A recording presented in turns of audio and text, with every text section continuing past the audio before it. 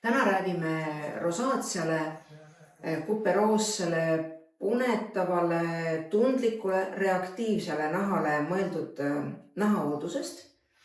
Ehk siis anname näpunäiteid, kuidas hooldada sellist nahka.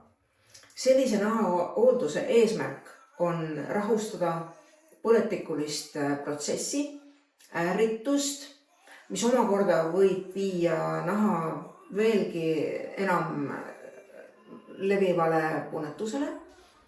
Ja räägimegi, mida peaks siis silmas pidama.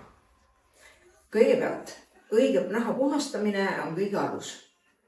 Ja kui te valite endale näonaha puhastusvahendeid, kui teil on punetav põletikune nahk, siis võiks vältida tugevaid alkoholil põhinevaid puhastusvahendeid ja võiks vaadata selliseid tooteid, millele on peale kirjutatud gentle või õrn. See tähendab seda, et ta ei ärrita teie veel juba punetavat nahka, vaid rahustab seda. Ja tegelikult võikski need sellised tooted olla kas siis mitsellaarveel põhinevad või siis geeliad, kreemiad, puhastusvahendid, mis ei ärrita nahka. Siis nüüd nahka peab ka koorima. Isegi väga tundliku nahka, aga tähtis on meeles pidada, et ei tohiks kasutada tugevaid happeid.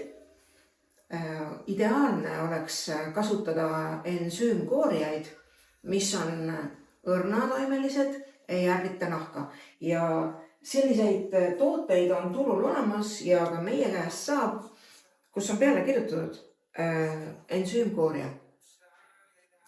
Ehk siis nad ei ärrita ja ensüümid, mis lõhustavad rasu ja surnud naharakke, eemaldavad surnud naharakut leebelt, õrnalt, toimeliselt nahka ärritamata.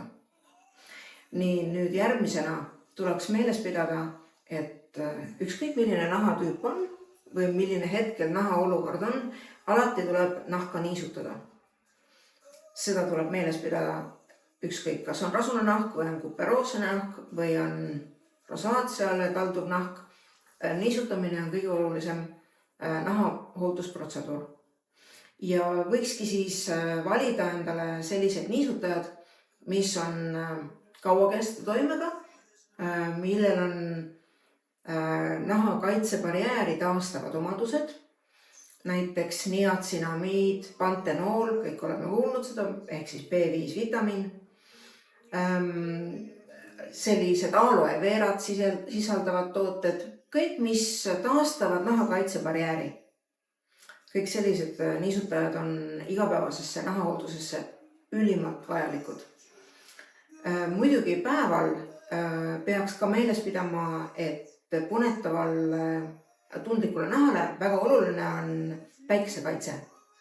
Ja võikski siis vaadata, millise kaitsefaktoriga on see päikesekaitsekreem. Ideaalne oleks mineraalne kaitsesüsteem, ehk siis näiteks, kus on titaandioksiid.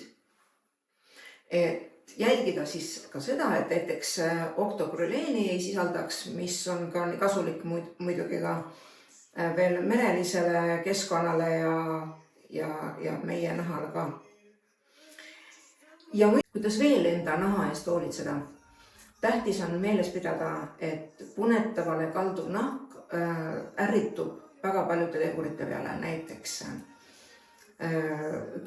ekstreemsed temperatuurid, saun, päevitamine, vürtsikad toidud, UV-kiirgus üldse, seda peaks ikkagi kaitsma nahka ja muidugi palju peaks jooma, vett peaks jooma. Ja üldse enda eest tuleks nagu rohkem hoolt kanda, sellepärast, et põletikuline nahk ei tee meie elu paremaks ja elukvaliteeti tahab igaüks endale paremaks teha.